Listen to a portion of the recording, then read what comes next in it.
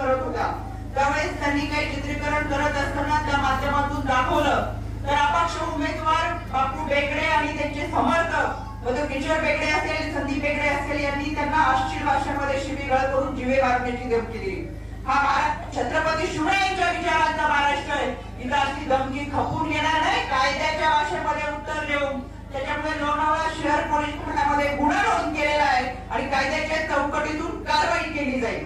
त्याच्यामुळे मला आवर्जून मावळकरांना सांगायचंय, महिलांच्या बाबत जर कोणी अश्लील विधान करत असतील तर कायद्याच्या चौकटीतून कठोर कारवाई केली जाईल, कोणाची हैगाई करणार नाही। खबरदार जर महिलांना कोणी बोलत असेल तर महिलांच्या बाबत कोणीही बोललेलं खपून घेतलं जाणार।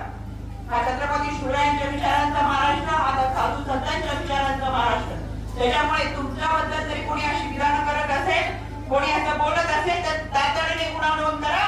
ऑनलाईन पद्धतीने भारतीय न्याय संहिता कायद्यानुसार 1 जुलैपासून या कायद्यामध्ये तरतूद करण्यात आली, त्याच्यामध्ये ऑनलाईन पद्धतीने सुद्धा तुम्ही गुन्हा नोंद करू शकता, तुम्हाला पोलीस स्टेशनला जायची गरज नाही। 155 209 हा माझ्या आयोगाचा नंबर आहे, याच्यावरती तुम्ही गुन्हा नोंद करू शकता। त्याच्यामुळे या निमित्तानं माझी तुम्हाला विनंती आहे की अशा पद्धतीने कोणी अश्लील विधान करत असेल तर त्यांच्यावर कारवाई केली जाईल।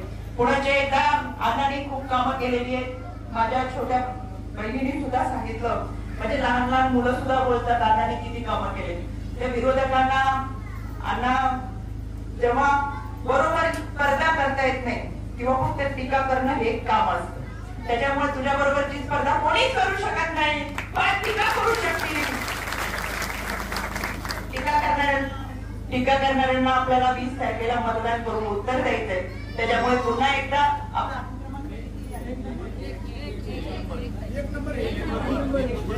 आपल्याला 20 तारखेला 1 क्रमांकाचं बटन सुनील अण्णा शेळके चिन्ह घड्याळासमोरचं बटन दाबून अण्णाला प्रचंड मताने विजय करायचे।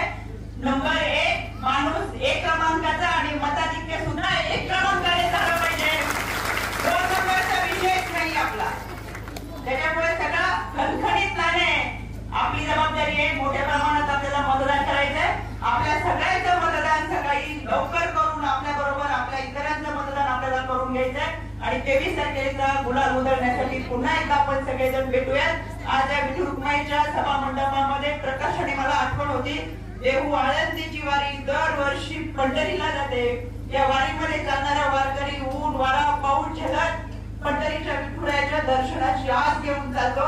अण्णा तुझी सुद्धा 5 वर्षाची अशीच तू या जनसेवेची वारी केली आणि खऱ्या अर्थानं 20 तारखेला जसा पंढरीचा वारकरी हा सभा मंडपात गेल्यावर विठुरायाचं दर्शन घेऊन त्याला एक आत्मिक समाधान मिळतं, त्याच पद्धतीचे एक समाधान हे सगळे वारकरी जनसेवेचे आहे ते तुझ्या बरोबर आहे।